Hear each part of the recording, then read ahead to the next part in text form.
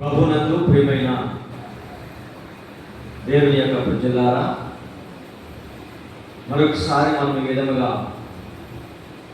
ప్రభు యొక్క మందిరంలో కూడుకొని ప్రభు నామాన్ని మాటల ద్వారా మహిమపరచడానికి, వాక్యం ద్వారా దేవుని గణపరచడానికి దేవుడు మనకి ఇచ్చినటువంటి ఈ సమయాన్ని బట్టి దేవుని నామానికి మహిమ కలుగుగాక. సంగమా, మరొకసారి మీతో మాట్లాడటానికి ప్రభు నాకు ఇచ్చేటువంటి అవకాశాన్ని బట్టి ప్రభుని స్తుతిస్తున్నాను.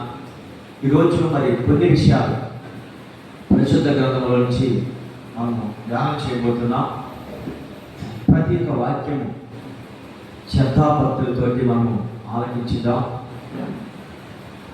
భక్తి చేసేటువంటి వారు లేకుంటే దేవుని నమ్ముకునేటువంటి ప్రజలమైన మనము దేవుని ఆరాధిస్తున్నటువంటి విశ్వాసులు కానీ దేవుని సేవకులు కానీ మానుకోవలసిన విషయాలు అవి ఏంటో మనము పరిశుద్ధ గ్రంథంలో నుంచి కొన్ని విషయాలు వాటిని మనము పరిచయం చేయడానికి నేను ఈరోజు మీతో కలిసి ఆ విధంగా మాట్లాడాలని ఒక ఆలోచన కలిగి ఉన్నా. కనుక మనం దయచేసి ఆ విషయాలను చాలా జాగ్రత్తగా పరిచయం చేద్దాం. దేవుని వాక్యము అది చాలా శ్రేష్టమైనది, అమూల్యమైనది కూడా. వాక్యముతో దేనిని మనము పోల్చలేము, దేనిని మనము దానికి పోల్చలేము. దానికి ఏది కూడా సరైనది సరైనది లేదు. వాక్యము విలువైనది. వాక్యం అనగానే దేవుడు ఈ విషయము మనము బాగా గుర్తించుకోవాలి. అయితే మనము ప్రతిరోజు మాట్లాడుతున్నటువంటి మాటలు దేవుని నామానికి మహిమకరంగా ఉంటున్నాయని చాలామంది మనకి ఆ విషయాలను బట్టి సంతోషిస్తూ మీరు మాట్లాడదని మనకి తెలియచేస్తున్నారు. మాట్లాడేది నేనే కానీ దేవుని వాక్యము నాది కాదు. దేవుని వాక్యము దేవునిది. ఆయన ఆత్మశాత మనల్ని సంధించి బలపరిచి అభిషేకించి మనల్ని వాడుకుంటే తప్ప మనం ఎంత మాత్రము కూడా వాడబడలేము. ఎందుకంటే నిమిత్త మాత్రము, జ్ఞానం లేని వారిని, చదువు లేని వారిని, పాండిత్యము ఎరగిన వారిని వాస్తవానికి చెప్పాలంటే పరిశుద్ధ గ్రంథముల గురించి మనకి ఏ కొంచెము కూడా తెలియనటువంటి అజ్ఞానులమని కూడా చెప్పవచ్చు. ఎందుకంటే లోకంలో ఎన్నో విషయాలు తెలిసి వచ్చేమో కానీ దేవుని లేఖనల గురించి దేవుని సన్నిధిలోకి వస్తే వాటి గురించి తెలుసుకోవడానికి వచ్చి కానీ లేకుంటే వాటిని బోధించడానికి కానీ మనం తగిన వారు కాదు. అయినా దేవుని యొక్క ప్రణాళిక, ఉచితమైన కృప, ఆయన సంకల్పము, వాత్సల్యము ఆయన మన పట్ల ఉన్నది కనుక దేవుడు ఆ రీతిగా మనల్ని వాడుకుంటున్నాడు. అయితే ఖచ్చితంగా ప్రభు ప్రతి ఒక్కరిని కూడా వాడుకోగలడు. ఆయన ప్రణాళికలో, ఆయన దృష్టిలో, ఆయన ఆ ప్రణాళికలో కనుక ఉన్నట్టయితే కనుక ప్రతి ఒక్కరిని ఆయన వాడుకోగలడు. దేవునికి మహిమ కలుగును గాక. క్రైస్తవ సేవకులు కానీ విశ్వాసము కానీ యేసుక్రీస్తుని నమ్ముకొని యేసుక్రీస్తుని ఆరాధిస్తున్న మనము, యేసుక్రీస్తుని నామము పేర ప్రార్థన చేస్తున్న మనము కొన్ని మాటలను పలకకూడనటువంటివి లేకుంటే మాటలు మాట్లాడకూడనటువంటివి కొన్ని విషయాలు, ఒక 5 విషయాలు త్వరగానే నాకు ఇచ్చినటువంటి ఆ సమయాన్ని సద్వినియోగం చేసుకోవడానికి నేను చాలా ఇష్టపడతాను, ప్రయత్నం చేస్తాను. అది ఏ మాటలు మనం మానుకోవాలని లేకపోతే ఏ మాటలు మనం విడిచిపెట్టాలనేటువంటిది లేఖన భాగంలో నుంచి మనం కొన్ని విషయాలను జ్ఞాపకం చేసుకుందాం. పేతురు రాసినటువంటి మొదటి పత్రిక మనకందరికీ తెలుసు. భక్తకోటి పేతురు రాసినటువంటి పత్రికలు 2 ఉన్నాయి. ఈ 2 పత్రికలలో మొదటి పత్రిక 2వ అధ్యాయంలో ఒక మంచి విషయాన్ని మనం చూడగలుగుతాం. అది 1, 2, 3 విషయాలు, అంటే 3 వచనాలు ఉన్నాయి. ఈ 3 వచనాల్లో చక్కటి విషయాలు పేతురు గారు మనకు తెలియజేస్తున్నట్లుగా మనం చూస్తున్నాం. ఏంటి ఆ విషయాలంటే, ప్రభువు దయాలని మీరు రుచి చూచిన ఎడల సమస్తమైన దుష్టత్వమును, సమస్తమైన కపటమును, వ్యాసదాలను, అసూయ, సమస్త దోషణ మాటలను మానుకోవాలి అని రాశాడు.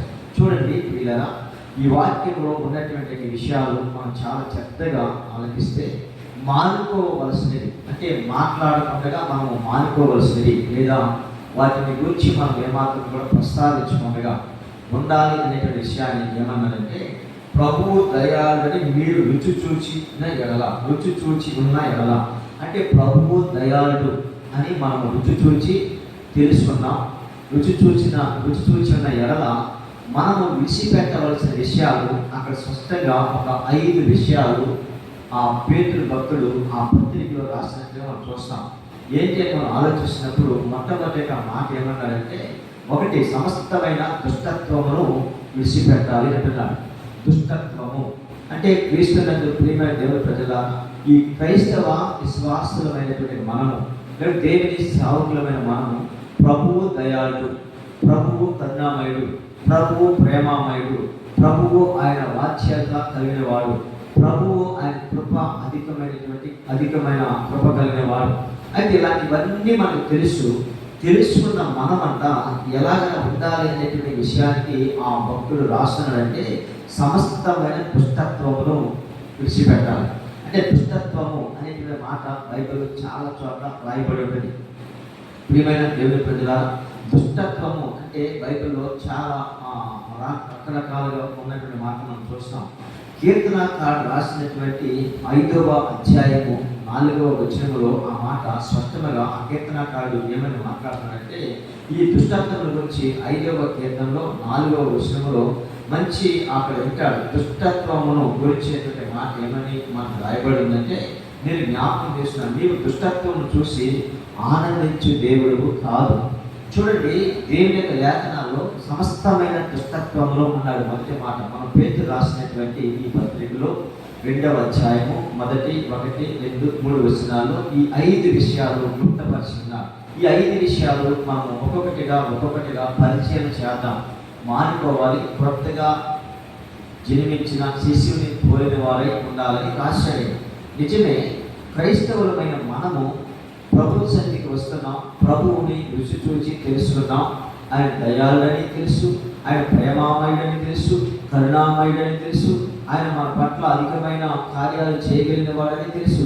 ఇవన్నీ తెలిసింది కూడా మనలో ఇలాంటి దుష్టత్వము ఏర్పాటు చేస్తుంది. అందుకే పేతురు అంటున్నాడు, సమస్తమైన దుష్టత్వమును కూడా మీరు మానుకోవాలి అన్నాడు. దుష్టత్వం అంటే లేఖనాల్లో రాయబడిన మాట ఏంటంటే, నీవు దుష్టత్వమును చూసి ఆనందించే దేవుడు కావు, చెడుతనములకు నీ యొక్క చోటు లేదు.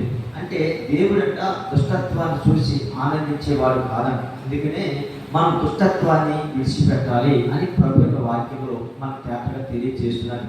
వాక్యంలో నుంచి కొన్ని విషయాలను నేను మీకు తెలియచేయాలని ఉద్దేశాన్ని కలిగి ఉన్నాను. అంటే ఎవరినో చూసో లేదా ఎవరినో మనము పోలీసు మాట్లాడటం కాదు, వాక్యములో ఉన్న మాటలు వాక్యములో నుంచి మనం తెలియజేసుకుంటూ వాటి ద్వారా మనము ముందుకు నడిపించబడుతుంటున్నప్పుడు ఆధ్యాత్మికంగా మనము బలపరచబడుతుంటాం. అలాగే వింటున్నట్టుగా మీరు కూడా బలపరచబడుతుంటాం. మేము వాక్యాన్ని బాగా కంఠస్థం చేసి ఎవరి జీవితాలను సూచించి పోల్చి, మేము ఇలాగ దుష్టత్వమును కలిగిన వాడుగా ఉన్నాము, ఈ దుష్టత్వాన్ని విడిచిపెట్టు అనేటువంటి మాటల గురించి కాదుగా, వాస్తవానికి ప్రియమైన దేవుని ప్రజల దుష్టత్వము మానుకోవాలి. ఎందుకంటే దుష్టత్వము మానుకోలేకపోతే ఆధ్యాత్మికంగా మనము ఆశీర్వదించబడలేము. ఎందుకంటే దుష్టత్వమును చూసి ఆనందించే దేవుడు కాదైన, చెడుతనమునకు ఆయన వద్ద చోటు లేదు, చెడుతనమునకు నీ యొక్క చోటు లేదని మనం 5వ అధ్యాయంలో 4వ వచనములో మనం చూస్తున్నాం. దుష్టత్వము మానుకోనండి అంటే ఇక్కడ 5 విషయాల గురించి ఈ యొక్క పేతురు భక్తుడు రాశాడు. మొట్టమొదటిది ఏంటిదని మనం చూస్తే దుష్టత్వము. ఈ 2వ విషయంలోకి వస్తే కపటము అని రాస్తారు. అంటే సమస్తమైనటువంటి కపటము. చూడండి ప్రియమైన దేవుని ప్రజల, సమస్తమైన కపటం. కపటం అంటే కొంతమంది హృదయంలో ఒకటి పెట్టుకుంటారు, పైన ఒకటే మాట్లాడుతుంటారు. అదే కపటము అంటారు. అంటే కపటముతో మాట్లాడకూడదు. అంటే ఉన్నది ఉన్నట్లుగా వాస్తవనే క్రైస్తవ విశ్వాసం అనేటువంటి వారు చెప్పాలి. అలాగనే మనము వినాలి కూడా. దేవునికి మహిమ కలుగాక. సమస్తమైన కపటము. చాలా మంది కపటంగా ఉంటారు. అంటే హృదయంలో ఒకటి పెట్టుకుంటారు, లోపల ఒకటి పెట్టుకుంటారు, పైన ఒకటే మాట్లాడుతుంటారు. అది కపటమైనటువంటి మాటలు మనం ఎప్పుడు కూడా మాట్లాడకూడదు. అది కూడా దేవుని యొక్క పరీక్షల్లో ఉన్నటువంటి మనకి, దేవుని విశ్వాసమైనటువంటి మీకు అది మంచిది కాదని పరిశుద్ధ గ్రంథం తెలియజేస్తున్నది. అంటే దుష్టత్వాన్ని విడిచిపెట్టుకోవాలి. 2వది కపటపు మాటలు కూడా మనము మాట్లాడకుండా ఉండాలని ప్రభు యొక్క వాక్యంలో మనం చూస్తున్నాం. కానీ ప్రభువు దయాళుడని మనం రుచి చూచి తెలుసుకుని ఉన్న ఎడల ఇవన్నీ ఎప్పుడైతే మనం విడిచిపెడతామో ఖచ్చితంగా మనము దేవుడు యొక్క సమీపానికి ఉంటాము. దేవుడు కూడా మనల్ని ఆధ్యాత్మికంగా బలపరుస్తూ ఉంటాడు. మూడవ విషయానికి వస్తే ప్రియమైన దేవుని ప్రజలారా, వ్యాసధారణ అంటారు. అంటే వ్యాసధారణ అంటే దేవుని యొక్క లేఖనాల్లో మూడోది ఏంటంటే వ్యాసధారణ కూడా మీరు మానుకోవాలి అంటారు. వ్యాసధారణ అంటే లేఖనాల్లో చాలా చోట్ల వాటి గురించి రాయబడి ఉన్నాయి. వేసినైనా క్షమిస్తాడు కానీ వ్యాసధారులను క్షమించడం అనే మాట మనం చాలా వింటాం. చాలా మంది దైవ సేవకులు చెబుతుంటారు. అలాగే దేవుని వాక్య భాగంలో కూడా ఆ సందర్భం వచ్చినప్పుడు ఆ విషయాన్ని మనం మాట్లాడడం కోసం వ్యాసధారణ అంటే చాలా మంది భక్తి అనే వ్యాసాన్ని వేసుకుంటారు.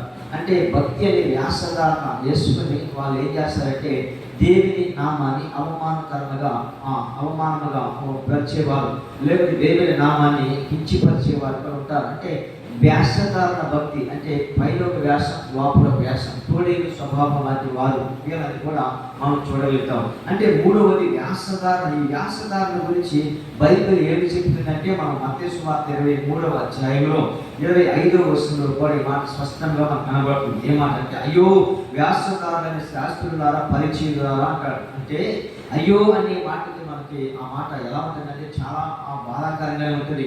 అయ్యో అంటే ఏదో ప్రమాదకరమైనటువంటి ఏదో ప్రమాదం జరిగిందేమో అన్నట్టుగా కూడా మనం అనుకుంటూ ఉంటాం.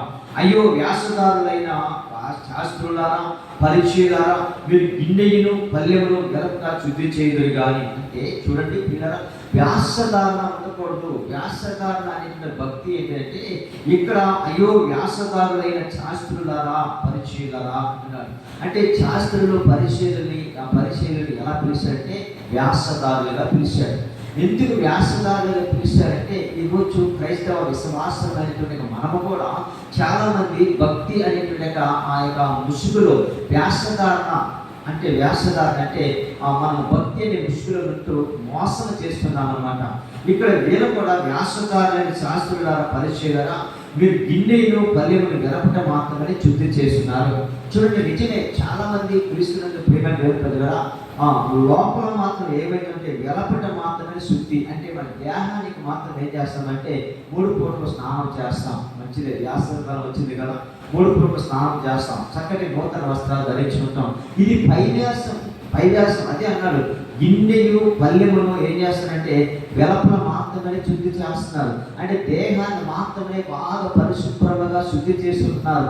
చక్కగా వ్యాసాలు వేస్తున్నారు. అంటే చక్కటి వస్త్రాలు లేదా రకరకాలైనటువంటివి మీరు ధరించుకుంటున్నారు. తప్పు అని చెప్పడం లేదు, కానీ వ్యాసధారణ అంటే ఎక్కడ శుద్ధి చేస్తున్నారంటే వెలపల మాత్రమే శుద్ధి చేస్తున్నారు. ఇంకా దేవుని వాక్యంలో ఎదరికి వెళ్తే అక్కడ రాయబడిన మాట ఏంటంటే ఆ యొక్క మత్తయి సువార్తలోని 23వ అధ్యాయంలో 25వ వచనంలో రాయబడిన మాట అక్కడ వెలపల మాత్రమే వాళ్ళు శుద్ధి చేస్తారు. కానీ లోపల ఏముందంటే అజితేంద్రియము అంటారు. అజితేంద్రియముతో గోపుతో అది నిండిపోయినది అంటారు. పాపముతో మోసముతో. చూడండి ప్రియమైన దేవుని పిల్లలారా, మీరు గిన్నెయు పల్లెమును వెలపట శుద్ధి చేయదు కానీ అది లోపల గోపుతోనూ అజితేంద్రియత్వంతోనూ నిండి ఉన్నది. అంటే లోపల అంటే పైన మాత్రం మనం ఎలా ఉన్నామంటే ఒక చున్నము కొట్టిన సమాధుల వలె తెల్లగా ఉన్నాం.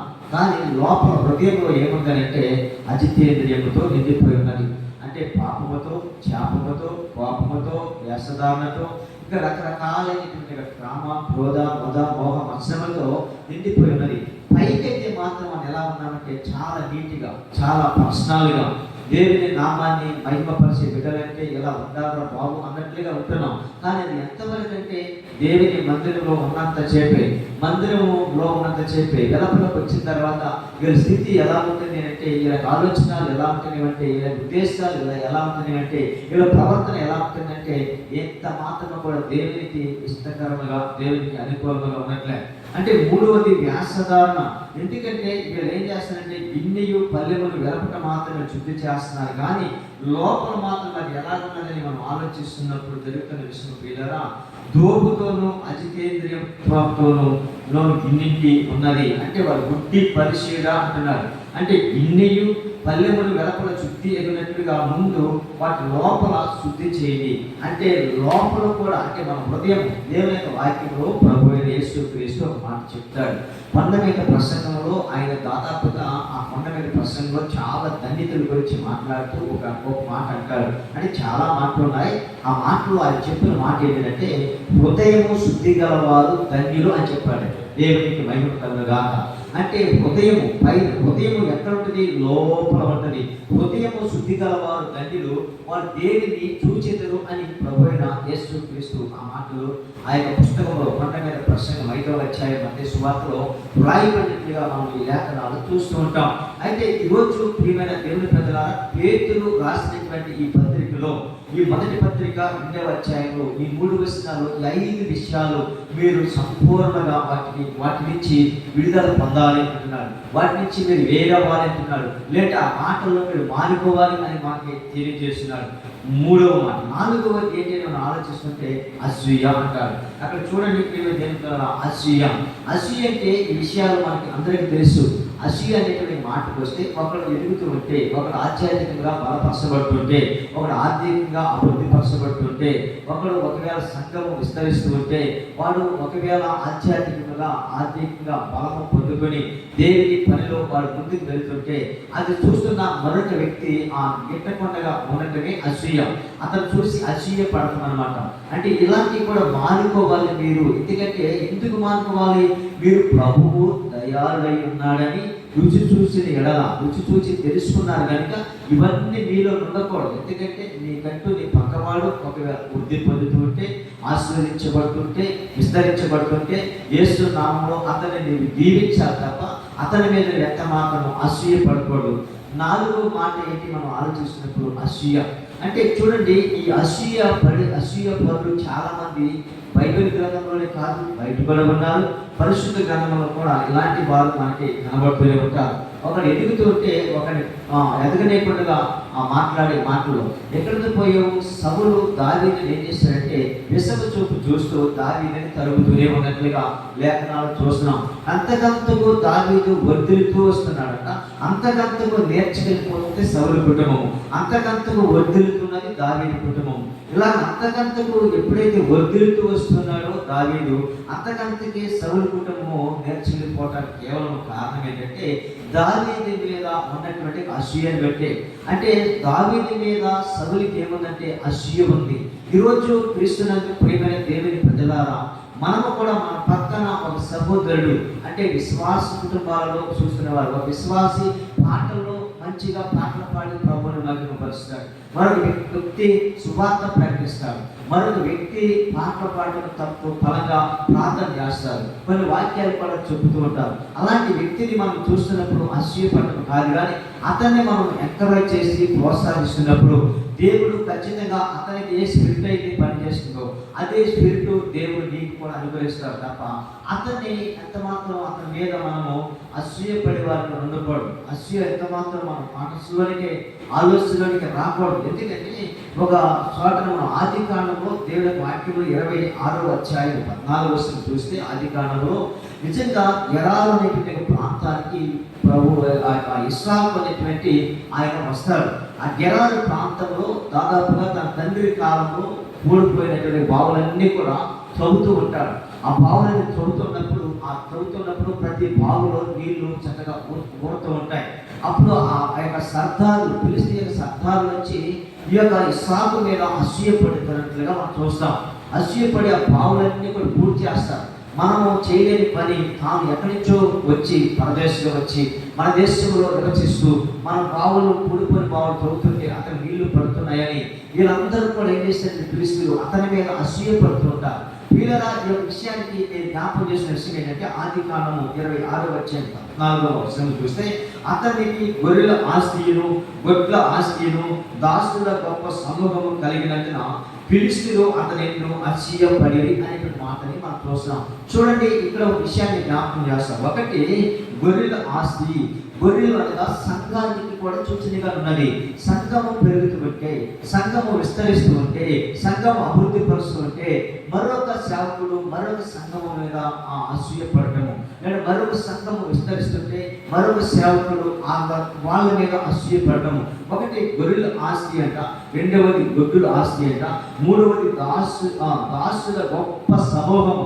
అంటే దేవుని సంఘము గొప్ప సమూహముగా విస్తరిస్తున్నది. స్త్రీలు వస్తున్నారు, పురుషులు వస్తున్నారు. ఎవరి దాసులు అంటే స్త్రీలు ఉంటారు, పురుషులు ఉంటారు. గొర్రెలు అంటే అలాగనే రకరకాలైనటువంటి కులాలకి మతాలకి చెందిన వారు ఆ యొక్క దొడ్డులోనికి వస్తారు. అంటే దేవుని సంఘంలోనికి వస్తారు. ఒక కులానికి మాత్రమే చావుకుడిగా ఉండకూడదు ఎప్పుడు కూడా. ఎందుకంటే నా కులానికి మాత్రమే దేవుని వాక్యాన్ని చెప్తానండి, నా కులానికి మాత్రమే దేవుని వాక్యాన్ని బోధిస్తానండి, వాళ్ళకు మాత్రమే నేను కాపురం ఉంటానండి, అది కరెక్ట్ అయినటువంటి పని కాదు. ఇక్కడ ఆ యొక్క క్రమక్రమంగా వర్ధిల్లుతూ ఉన్నాడు ఆ యొక్క ఇస్సాకు. అయితే ఆ వర్ధిల్లుతున్నటువంటి ఇస్సాకుకి కలిగిన విషయం ఏంటంటే గొర్రెలు ఉన్నాయి, గొడ్లు ఉన్నాయి, అది గొప్ప జన సమూహం. అంటే గొర్రెలు, గొడ్డులు, మేకలు, ఆవులు అంటే సంఘములో అన్ని రకాల కులాలకు చెందిన వారు సంఘంలోకి రావాలి. ఆ రీతిగా సంఘాన్ని బలపరచాలి, ఆ రీతిగా సంఘాన్ని బలపరుస్తూ ఉండాలి. ఈ దినాన ఈ కాలాన్ని మనం చూస్తుంటే పిల్లరా, గొర్రెలు వేరు చేస్తున్నారు, మేకలతో కాపరి, గొర్రెలతో కాపరి, గొడ్లతో కాపరి, అలాగే వేరువేరుగా విభజిస్తున్నారు. అంటే ఈ విషయాన్ని చెప్తున్నారంటే ఏ కులానికి ఆ యొక్క కుల పాస్టర్ ఉంటున్నారు, ఏ జాతికి ఆ జాతి యొక్క పాస్టర్ ఉంటున్నారు. అది ఖచ్చితమైనటువంటి విధానం కాదని జ్ఞాపకం చేస్తున్నాం. వాళ్ళందరినీ ఏకతట్టిగా ఒకే తాటి మీద నడిపించేటువంటి చావుకులు ఉండాలి. అలాగే వాళ్ళు కూడా అదే బోధన ఉన్నప్పుడే ఆ సంఘము జన సమూహంతో నింపబడుతుంది. దేవునికి మహిమ కలుగుగాక. ఇక్కడ ఫిలిష్తీయులు ఏం చేస్తున్నారంటే ఈ యొక్క ఇస్సాకు యొక్క ఆస్తి ఏమవుతుందంటే గొడ్డల యొక్క ఆస్తి అంటే గొర్రెల యొక్క ఆస్తిను, గొడ్ల యొక్క ఆస్తిను, దాసుల గొప్ప సమూహము కలిగినందున ఫిలిష్తీయులు అతని మీద ఏం చేశారంటే అసూయపడుతున్నారు. ఈరోజు కూడా మనం అలాగా ఒకరి మీద అసూయపడకూడదు. ఎందుకంటే 4వ మాట అసూయ. ప్రభు దయాళుని మీరు రుచి చూసిన ఎడల సమస్తమైన దుష్టత్వము మానుకోవాలి, సమస్తమైన కపటమును మానుకోవాలి, సమస్తమైన వ్యాసదానం మానుకోవాలి, సమస్తమైనటువంటి చెప్పండి ఈ యొక్క అసూయ కూడా మానుకోవాలి. 4వదిగా. 5వదిగా మనం చూస్తే దూషణ మాటలను మానుకోవాలి. దేవునికి స్తోత్రం కలుగుగాక. ఏ మాట మానుకోవాలండి? దూషణ. అంటే కొంతమంది దూషణ కొనుక్కుంటూ ఉంటారు, దూషణ అంటే కొనుక్కుంటూ ఉంటారు. దాని గురించి అది కూడా పేతురు రాసిన ఆ పత్రికలోని 3వ అధ్యాయం 9వ వచనంలో ఆ మాటని స్పష్టంగా మనకి రాసినట్టుగా దేవుని లేఖనాలు మనం చూస్తున్నాం. పిల్లల ఆ 2వ అధ్యాయంలో ఈ మాటలన్నీ చూసుకుంటూ వస్తున్నాం. 3వ అధ్యాయం 9వ వచనంలో ఏమన్నాడంటే కీడుకు ప్రతి కీడు చేయకండి అన్నాడు. ఏం చేయకూడదంట? కీడుకు ప్రతి కీడు చేయకూడదు. అంతేకాకుండా దేవుని వాక్యం దోషణకు ప్రతి దోషణైనను చేయక దీవించండి అని దేవుని వాక్యంలో మనం చూస్తున్నాం. ఇవన్నీ కూడా వీటి గురించి పేతురు గారు ఏమన్నారంటే మానుకోనండి. చూడండి ప్రియమైన దేవుని ప్రజలారా, ప్రభువు దయాళుని మీరు రుచి చూసిన ఎడల సమస్తమైన దుష్టత్వమును, సమస్తమైన కపటమును, వ్యాసకారణను, అసూయను, అలాగే సమస్త దోషణ మాటలను మానుకోవాలి. ఈ 5 విషయాలు మీరు మానుకోవాలని ఈ యొక్క పేతురు భక్తుడు మనకు తెలియజేస్తూ మానుకుని మీరు ఎలా ఉండాలి అంటున్నాడంటే మనం ఉండవలసినటువంటి స్థితి లేకపోతే మనం ఉండవలసినటువంటి పరిధిని కూడా ఆయన చెప్తున్నాడు. కొత్తగా జన్మించినటువంటి శిశువులను పోలిన వారి ఉండండి అన్నాడు. దేవునికి మహిమ కలుగుగాక. అంటే కొత్తగా జన్మించినటువంటి శిశువుని పోలిన వారిపై మనం ఉండాలంట. అంటే కొత్తగా జన్మించినటువంటి శిశువుకి ఈ విషయాలు ఏమి తెలియదు కదండి. ఏ విషయాలు తెలియదు? ఆయన దుష్టత్వము, అలాగనే 2వదిగా మనం చూసినప్పుడు ఒకటి దుష్టత్వము, 2వది కపటము ఉండదు, వాళ్ళకి దుష్టత్వము ఉండదు, 3వది వ్యాసదానం ఉండదు, 4వది అసూయ ఉండదు, 5వది దోషణ కూడా ఈ కొత్తగా జన్మించినటువంటి ఈ శిశువుకి ఈ యొక్క విషయాలు ఉండవు. అందుకని మీరు కొత్తగా జన్మించిన శిశువుని పోలిన వారై ఉండాలి అని ప్రభు యొక్క వాక్యంలో చెప్పబడుతున్నది. ఇలా కొత్తగా జన్మించిన శిశువుని పోలి ఉంటే మనకు వచ్చేటువంటి లాభం లేకుంటే మనకు వచ్చేటువంటి దీవెన, మనకు వచ్చేటువంటి ప్రతిఫలం ఏంటంటే ఈ 5 విషయాలను మనం మానుకొని కొత్తగా యేసు రక్తం చేత కడగబడి, యేసు క్రీస్తు యొక్క స్వరూపంలో మార్చబడి, యేసు క్రీస్తు యొక్క ఆ దేవుని పోలికగా సృష్టించబడి, ఆయన పోలికగా మనం మార్చబడితే పరలోక రాజ్యంలోకి మనం ప్రవేశిస్తాం. ఒకసారి యేసు ప్రభు దగ్గరికి శిష్యులు వచ్చారు. శిష్యులు వచ్చి పరలోక రాజ్యంలో ఎవరు గొప్పవారిగా ఉంటారు ప్రభు అని అడిగారు. వాళ్ళు అడిగినప్పుడు ప్రభు యేసు క్రీస్తు మాట చెప్పాడు. ఏమన్నాడంటే, వీళ్ళకి ఆలోచన వచ్చింది, నిజంగా పరలోక రాజ్యంలోకి ఎవరు ప్రవేశిస్తారు లేదా ఎవరు గొప్పవారిగా ఉంటారు అనేటువంటి మాట ఆయన శిష్యులు ప్రభు దగ్గరికి వచ్చి మాట్లాడితే ప్రభు అంటాడు, కొత్తగా జన్మించిన శిష్యుల్ని పోలిన వారై ఉండాలన్నట్లుగానే అక్కడ ఏమని మాట్లాడుతున్నాడంటే, చూడండి పిల్లలు, మీరు మార్పు నుండి బిడ్డల వంటి వారై ఉండాలి. ఎక్కడ కాదండి, బిడ్డలు. చూడండి, బిడ్డలు కాదు, బిడ్డలు అంటే చిన్న పిల్లలను పోలిన వారై ఉండాలి మీరు అంటున్నాడు. దేవుడికి మహిమ కలుగుగా. ఎలా పోలిన వారై ఉండాలంటే మనము చిన్న పిల్లలను పోలిన వారై ఉండాలి. ప్రియమైన దేవుని ప్రజలారా, ఈ యొక్క ఉదయకాల సమయంలో మరొకసారి నేను మీతో పంచుకుంటున్నటువంటి విషయం ఏంటంటే, మనం ఎలా ఉండాలన్న విషయాన్ని ప్రభు యొక్క వాక్యంలో మనం చూస్తున్నాం. ఒకటి దుష్టత్వం మానుకోవాలంటున్నాడు, రెండవది కపటం మానుకోవాలంటున్నాడు, మూడవది వ్యాసధారణ మానుకోవాలంటున్నాడు, నాలుగవది అసూయ మానుకోవాలంటున్నాడు, ఐదవది చూడండి దూషణ మాటలను. ఈ 5 మానుకొని మీరు ఎలా ఉన్నారంటే కొత్తగా జన్మించిన శిశువుని పోలిన వారై మీరు కనుక ఉంటే ఖచ్చితంగా ఇక్కడ అదే మాట అన్నాడు. ఏమన్నాడంటే, మీరు మార్పు నుండి బిడ్డల వంటి వారైతే కానీ పరలోక రాజ్యంలో ప్రవేశింపరని మీతో నిత్యముగా చెప్పుచున్నామంటున్నారు. దేవుని స్తోత్రం కలుగుగాక. మనకు పరలోక రాజ్యంలో ప్రవేశించాలంటే చిన్న పిల్లల స్వభావం కలిగి మనం ఉండాలి. ఇవన్నీ మనం విడిచిపెట్టుకోవాలి. 5 మనం ఎప్పుడైతే విడిచిపెట్టుకుని మానుకుంటాం ఈ మాటలను, అప్పుడే దేవుని రాజ్యానికి మనం వారసులం అవుతాం. అప్పుడే దేవుడితో కలిసి మనం సహవాసం చేయగలుగుతాం. అప్పుడే దేవుడు మనతో కలిసి ఆయన సహవాసం చేస్తాడు. అప్పుడే దేవుడు మనతో కలిసి ఏకమై ఉంటాం. అంతేకాకుండా మనము అడిగినది కూడా ప్రభు ఆలకిస్తాడు. అంతేకాకుండా మన ప్రార్థనకి జవాబులు వస్తాయి. అంతేకాకుండా మనం అడిగినది పొందుకోగలుగుతాం. ఎందుకంటే మనలో ఈ మార్పు లేకుండా, ఈ యొక్క విధి విధానాలు లేకుండా, మనము ఆయన అందులో ఉన్న విషయాలు వదిలిపెట్టుకోకుండా, దుష్టత్వం మానుకోకుండా, అలాగనే అక్కడ కపటము మానుకోకుండా, వ్యాసధారణ మానుకోకుండా, అలాగనే అసూయ మానుకోకుండా, ఆ యొక్క లాస్ట్లో దోస్తన మాటలు మానుకోకుండా ఉన్నామే అనుకోనండి, దేవునికి ఇష్టలుగా ఉండము. మనం వ్యాసదారులు ఎలా ఉంటారో మనం చెప్పాం. లోపల మాత్రం అది అజితేంద్రియంతోటే ఉందంట. అంటే బయట మాత్రమే వాళ్ళు శుద్ధి చేస్తున్నారు. ఇవాళ క్రైస్తవులమైన మనము మన శరీరాన్ని శుద్ధి చేసుకోవడం తప్పనట్లేదు, కానీ మన శరీరంతో పాటు హృదయంలో కూడా చాలా శుద్ధి చేయాలి. హృదయాన్ని కూడా దేవుని యొక్క వాక్యం చేత దినదినము మనము దాన్ని అడుగుకోవాలి. దినదినము దేవుని వాక్యం చేత ఉదక స్నానం చేయబడాలి. దేవుని వాక్యం చేత మన జీవితాలను మార్చుకోవాలి. దేవుని వాక్యం చేత మన ప్రవర్తన మార్చుకోవాలి. దేవుని వాక్యం చేత మనం ఎప్పటికప్పుడే మనం సరి చేసుకోవాలి.